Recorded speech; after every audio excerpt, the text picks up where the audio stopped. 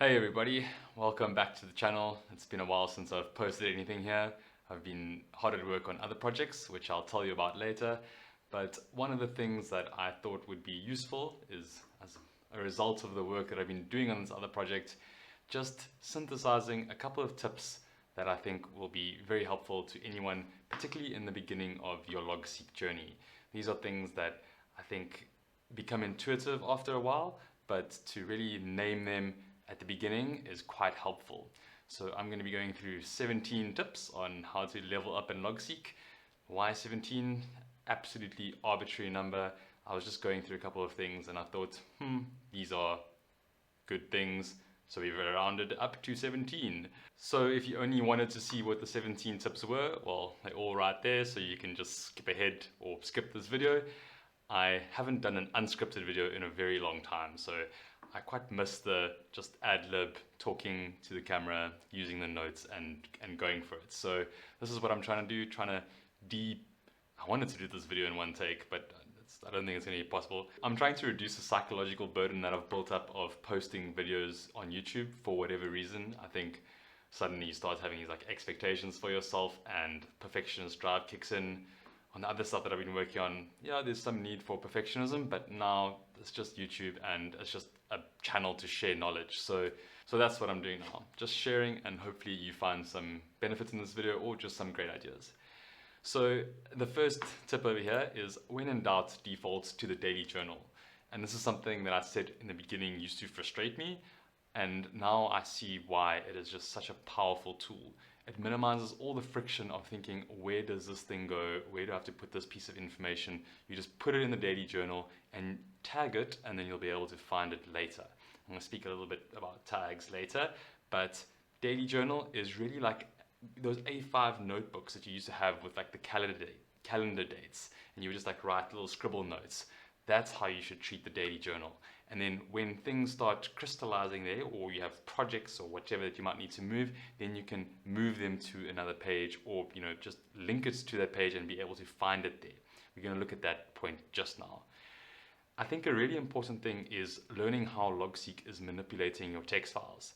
So for this, I'm just going to open up this page on the right. So I've opened up the folder where my Logseq database is pointing to, and the beauty about Logseq is that it's basically opening up all these text files simultaneously and letting you use the information across them in one powerful integrated environment. So I've got loads of text files here. Well, not actually, because this isn't really my database. I'm showing a demo database. But if I go here and I look at this page I'm on here now, it's 17 tips to level up in Logseq. Sorry, it's a bit small there. But if I open that up in another program, and let me see if I can make that bigger. No, yes I can. If I now edit this file over here, look, it's changing. So it's editing my text files on my computer, and that's really powerful later on if you're wanting to export things or edit things. You don't always have to use Logseq. You can use other programs like VS Code, like Typora. Lots of other applications use Markdown. So that's a really powerful feature just to be aware of. And as you have your page notes, which get stored in your pages folder, your journals get stored in your journals folder. So these are all your date files, and these are some backups, but I'm not going to get into that. Okay. I think a really important thing to get used to is to use pages as nodes of association and not just locations. I've got the little baker thing there, which I'll get to now. But this page here, 17 tips to level up in Logseq, is used as a location where I've gone and put all these blocks in, and it's the file essentially is the product. But when using Logseq, you don't need to put information in pages all the time. You can just link to pages. So for instance, I've linked to this project, Once Touching Mind videos. Now if I go to that page, I can see here that I've got these linked references, and I don't have any information in the page. I've got this properties thing, but that's a relic from something old. But what it allows me to do is see these places where I've linked to in my database. So instead of putting the information into one Stuttering Mind videos, I'm just linking it as a node. And the beauty of that is that I can link things to multiple different nodes. And this is why I mentioned the Baker-Baker paradox. The Baker-Baker paradox is a psychological phenomenon which says that, well, it's a group of people are told that a person's surname is Baker, and another group of people are told that the person's profession is Baker. A few days later, they are asked to remember the word associated with that person, so the word was Baker, and the people who are told that the profession is Baker are much more likely to remember the word Baker. And that's because Baker has a network of associations in our mind. There's the visuals of like the baker standing behind the corner bakery stand making pastries, or the smell of bread, or the sight of the pastries and the pastéis de nata or whatever you might get at a bakery. Now, that is building up a network of association. But if you have to go and remember that person's name is Baker, there's only like one thing that you can locate, basically. So that's what I talk about, like the location model. It's like I have to go and look for that thing, and there's only one place. With Logseq and with like this node approach, you can add multiple different associations to each block or to your pages to be able to retrieve it through multiple different contexts later. Okay, so tags and backlinks are the same thing, but they can impact how you use your files in other applications. What do I mean by this? When I'm talking about tags, I'm talking about if I use the hashtag link here, that is doing the exact same thing as double square brackets. And that's a key thing to take or to be aware of if you're using other applications such as Obsidian, which looks at tags or treats tags differently than it treats backlinks. So if you're looking for like extensibility across all your programs, it's important to be consistent with how you're using backlinks. But I like to use tags for like concepts, and then backlinks for when I'm using it in line. So the square brackets when I'm talking about a word. So yeah, tags and I might say backlinks are the same thing.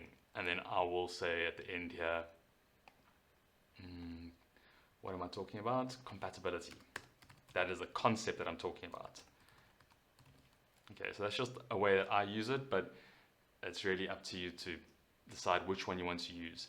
Another thing is that if you are using more than one word in your tag, you can say, let's say, more than one word.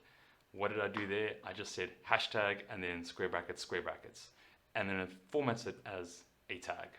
So all those three things are doing the exact same thing. This point here, leave clues for your future self. Wow, I'm realizing now, going back through notes from 2020 and 2021, that you think you're going to remember, but you really don't. It's important to either document what you're doing or to, just add multiple associations so that you'll be able to find it later. So that's just something that you pick up with time. You figure out what works, what doesn't work. I've developed a system of tags or links that help me to find things quite quickly, just depending on what project they were for or what I'm working on for the future. It's just a matter of developing that consistency of tagging things and knowing in what context you're going to use it later. So one thing I like to think of there is if you're ever sending something to a friend over WhatsApp to remember a piece of information, you'll add keywords. Add those keywords in using links or tags. That's just a helpful heuristic. Okay, this catch-all tag, it's a bit of a strange one, but it's a nice way. I use the catch-all tag fleeting. If I don't know where to put something, I'm just putting it in my daily journal and I don't want to lose it, I just say hashtag fleeting. And then I know that I'm going to always be able to find that thing later. So that is my catch-all tag. It's just a big bucket, and later, or once a week or whatever, I go and I look through there and I find the things that are pertinent, and I process it into my database and other things.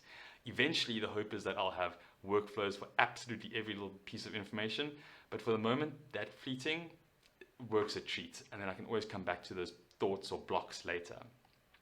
Okay, this is going to be a little bit of a controversial one, but don't use the built-in task management for to-dos.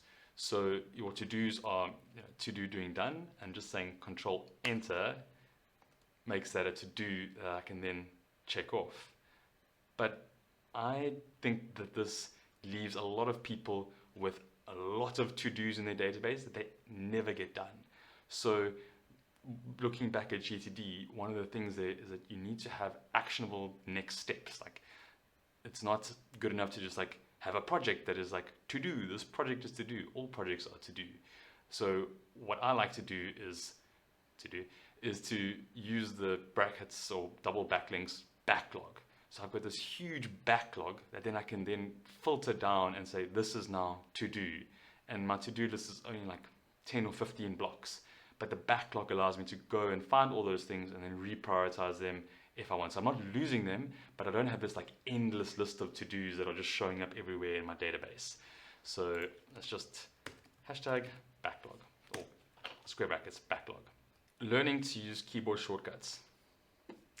Sounds like a simple, trivial thing, but it really does unlock a lot of speed and fluidity and just ease of working with the program, and just makes it much more joyful. So I've got some downloads which you can access, which show you all the different shortcuts, or all the ones that I think are most useful. There's also an older video. Some of the shortcuts have changed, so just be aware of that if you do go and watch that older video, which I'll link to. But something which is just very beneficial is to be able to open up your sidebars quickly. So I want to be able to navigate, and I use my left sidebar. TL is a shortcut there. Okay, great. Then I can use this to go and navigate to different pages. Or I can close that, and I want to be able to work in multiple different places. So I open my right sidebar. So then I say TR, that opens my right sidebar. Okay, it's currently empty, but I'm suddenly working in this thing and I have a random thought, where the heck do I put it? Alt Shift J, and that opens up my daily journal, and I can just drop in this random thing to remember, and then hashtag fleeting, because I don't need to remember it for right now. So that's just a really helpful trick, to have different spaces that you can access very, very quickly. But I mean, there's so many different things that you can do. You can, from a search perspective and navigation, Control K opens up your search bar and allows you to, go and search different things very quickly. So let's say test. I don't know, what have I got here? Test. That's an old video, and I can open it saying enter, or I can open in the right sidebar saying shift enter. And that's, really just a nice way to quickly navigate and open up different things. So yeah, I've basically spoken about the next part here, which is using the sidebars. Really helpful to get all these different spaces in Logseq to work for you. Because as I said earlier, it's all just text files, but it's simultaneously got all those text files in your folders open, so all that information is at your fingertips. Okay, so we are talking about indenting your blocks. So this is super important, and when information belongs together, it must be indented. Otherwise, like, the information doesn't see each other. Okay, so let's go a step back here. All of these blocks are in this page, so that's okay. But if I open up my daily journal and I'm talking about this project, so some project that I'm talking about, project B, let's go there, and then I start entering information about project B. This thing needs to be done. Great, and I carry on entering. This block does not have any awareness of that block, and vice versa. Like, there's no relationship between them. They're just next to each other. So you've got to treat your indentation as almost like a mini folder. That's one way of thinking about it. So this block here belongs to project B. Okay, cool. And now I can start writing in there. What keyboard shortcut did I use there? I used tab, and then shift tab to unindent. So tab and shift tab, really important. And also to be able to move things up and down, it's alt shift up and alt shift down. Very useful to be able to move things quickly in your database without using the drag and drop. Although you can drag and drop, and that's also fun too. So we're talking about indentation. Another helpful trick is to go into your plugins. So open your settings, turn on developer mode. It's not that scary. And then there's this helpful plugin here called bullet threading, and that gives you those lines which show the inheritance of the blocks. Okay, so now if I go to project B, I'm just jumping around a little bit here. If I go to project B and I look for linked references, this block shows up. This thing needs to be done block there shows up there because it's indented underneath. So I've put it in that project B folder. Now if I shift tab it, nothing goes away. So if I go back to my page, and then I'm going to go Alt left, I'm going to look here at everything that's under draft. Now this is one of those ones which is a little bit tricky to grasp in the beginning. I'm going to open that draft in the right sidebar now, saying shift click, and you can see here that I've got the link reference, which is the page. The page is linked there, but all these blocks don't appear there because they're not indented. So if I indent here, so tab, you'll see now that that block will show up. So it's very important if you've got like a header block or whatever in a page, and you've got tags that you're wanting blocks in that page to show up under, to indent them underneath that first block. That's something that I think I learned the hard way. So yeah, indenting your blocks when information belongs together, think of your blocks as folders. And the other way to think of your block is when you or to think about indenting is when you're expanding upon the information in the block. So here I'm wanting to talk a little bit more. Indentation is super important. And this is the concept of outlining. It just allows you to very quickly structure information, put things where they belong, group these things together. You know, I'm saying indenting your blocks when information belongs together, it's super important. And yeah, this is now basically a mini folder that I've put this information in, and I can collapse that. I can go into that block and focus in on that block just by clicking on the bullet. So yeah, lots of things that we're just looking through very quickly here. I have decided that I'm not going to try and make the most structured approaches for YouTube because it just takes forever. The course that I've been building, which I'll say a bit more about, that's much more structured. Okay, so cleaning up your pages with some Markdown headings. What does this mean? So I'm going to bring this page up onto the right to reference it. So shift click on that page there, and there we go. I've got my script there. And then I'm going to go to my journal page. I can click on that button there, or I can go GJ, and there we go. There's my daily journal page, but this is the page that I want to look at here. So I just want to focus on this page, and these are all the quotes that I have from some of the stuff that I did yesterday. Let's see. Okay, yeah, this looks safe, and it's just a bit messy though. Like, I don't know what I need to do here. It's not nice to interact with. So what I do is I just collapse this all, TO, that collapses everything. And then I've got these shortcuts which bring in Markdown headers. So I'm just going to type them out though. So content is one of them, content. And then I can indent this video here, which is a very interesting video by Michael Ashcroft. This is a quote, so that's also content. And then this is some article that I read. So I can drag and drop that. Oopsie, why is that not? Nope. Go back. That's just Alt and left. And then drag that there. Drag that there. I can also use shortcuts. Okay, cool. So there's all my content. And then I can just collapse that. And boom, gone. The other one that I use is reminders. And I just use a shortcut. Well, it's not a shortcut. Let me type it out. Reminders and things like, you know, to-dos or whatever get stuck in there. So to read goes in there. To read also goes in there. So I had actually lots of different things there. There we go. So these are all my to read things there. And looking at these to reads, I'll go to them now. And then a lot of things that I've got fleeting. You can see I love my fleeting. Is my scratch pad. And I'll just indent all of these underneath my scratch pads, and there we go. That one also belongs there. And now I can collapse that, and my day is starting to look a lot more manageable. And the other one that I have, okay, I use a text expander I've spoken about in other videos, but I just say JJM, and that's meeting and conversations. And then what's the other one? Not looking familiar. Oh, JJW is what I worked on. So nothing really here, but I have this, chatted to this person about autism, and this one can go in Scratchpad. Great. And there's my day sorted.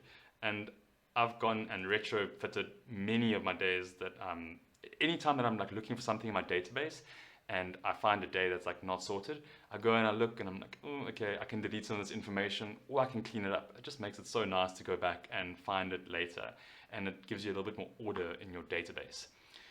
Okay, so what was I saying? Oh, the reminders.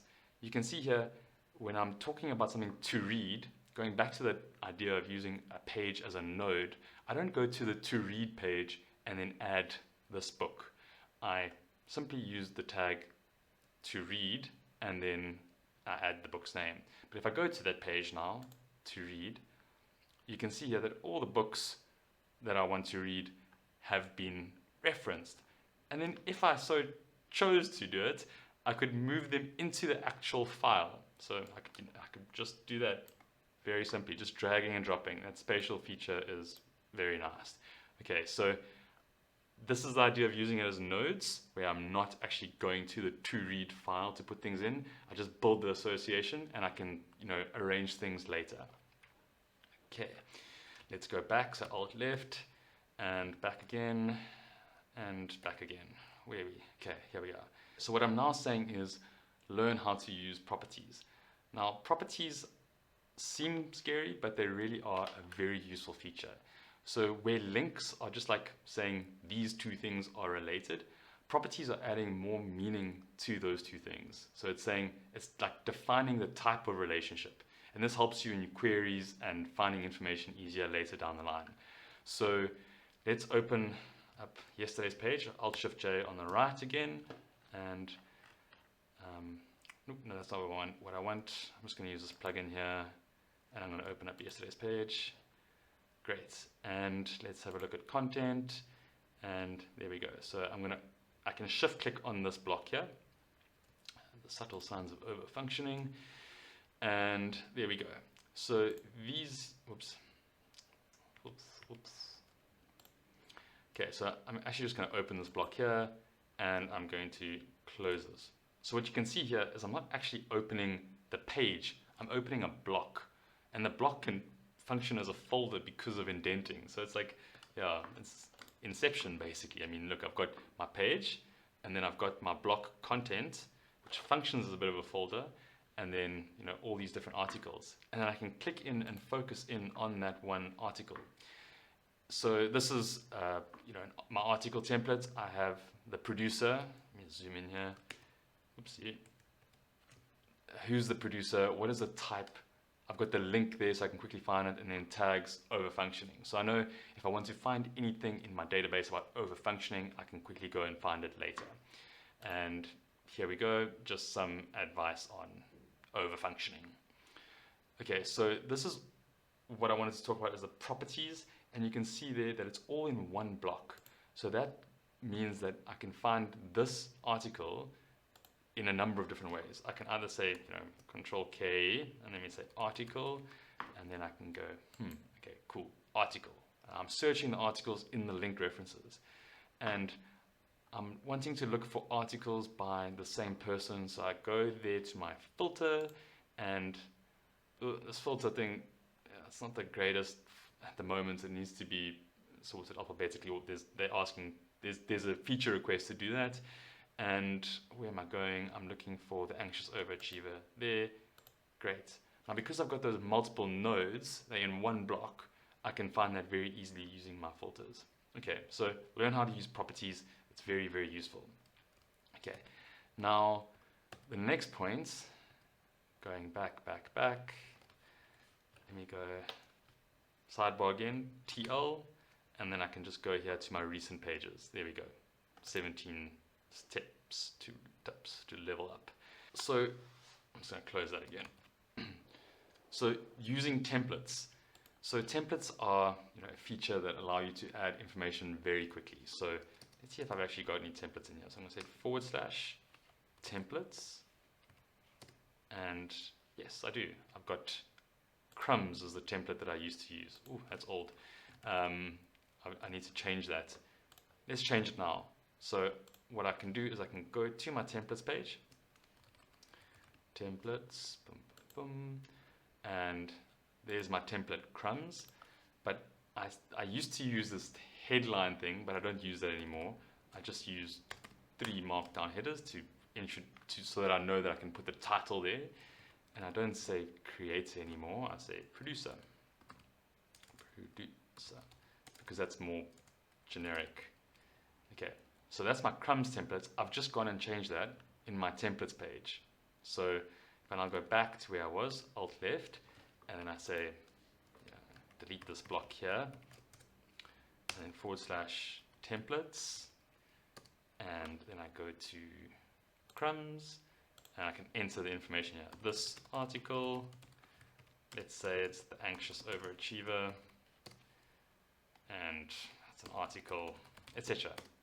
So it's also a very good forcing mechanism to make sure that I'm processing all my inputs, because it's easy to be lazy and not do that, and then you won't be able to find that later. Okay, so to make a template, you can, let's try another one here where I can say, whoopsie, I'm going to leave this thing like that, and that's a shift enter to do a soft line break so that it stays in one block. That's important for that. And then I'm going to right click on that, and I'm going to say make templates, and I'm going to make that an article template. So I go there now and I do the same thing. Let's go underneath here, and then I indent it.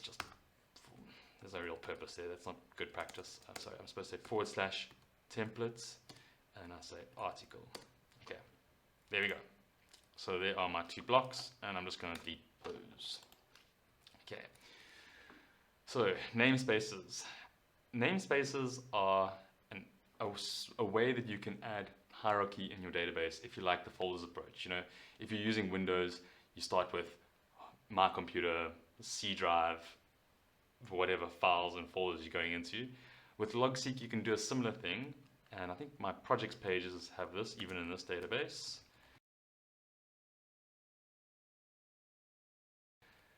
Yes, they do. Okay, so if I go to projects, I can see here, if I close link references, that I've got this nice set of folders broken down here.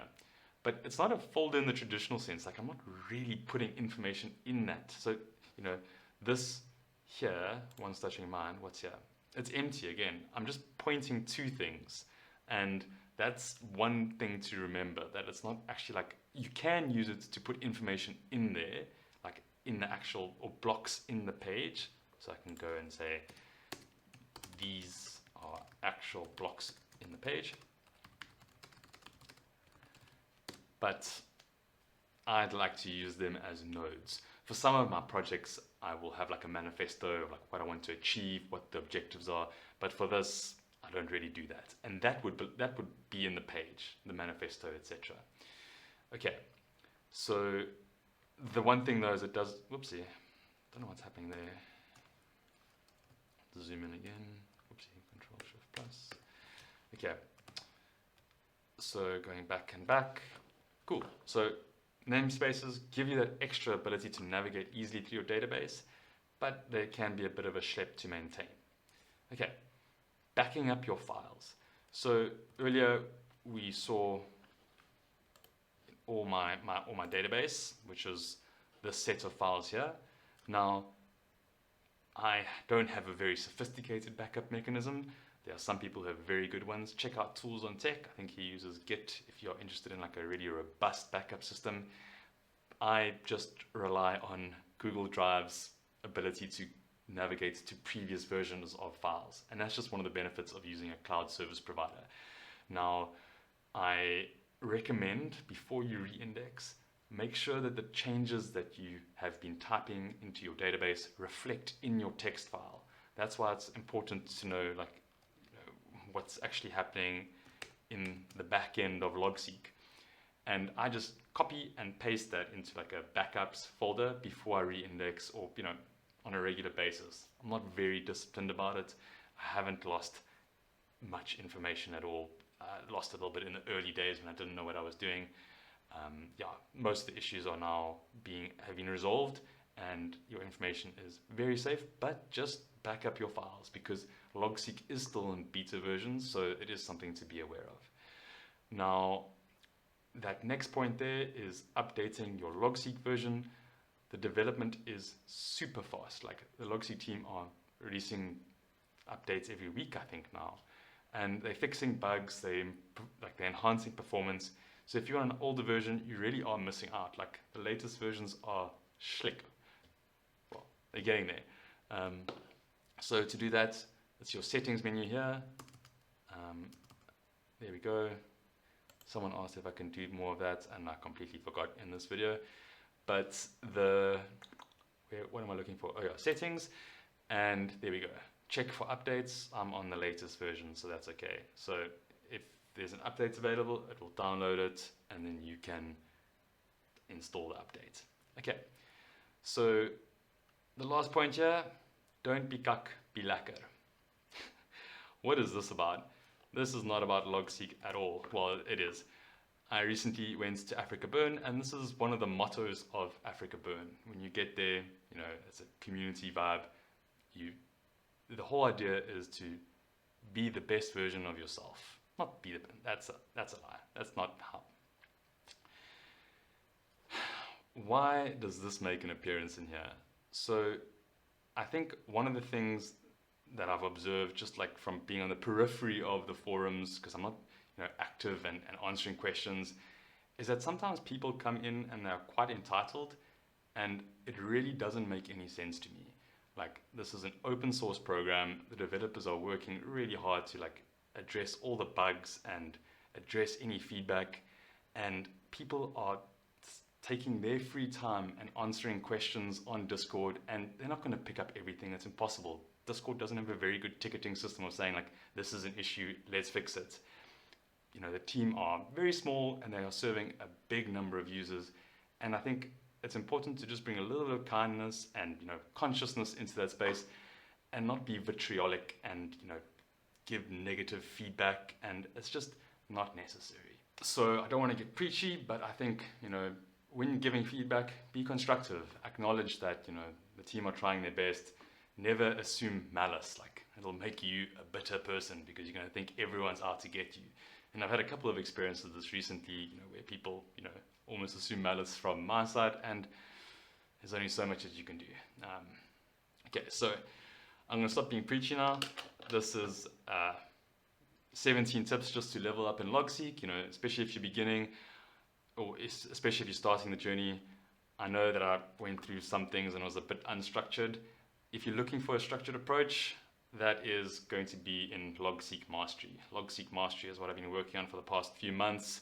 It's becoming a bit of a behemoth, but I'm finally going to be releasing the tutorials version of Logseq Mastery out of beta in the very near future. So have a look at that.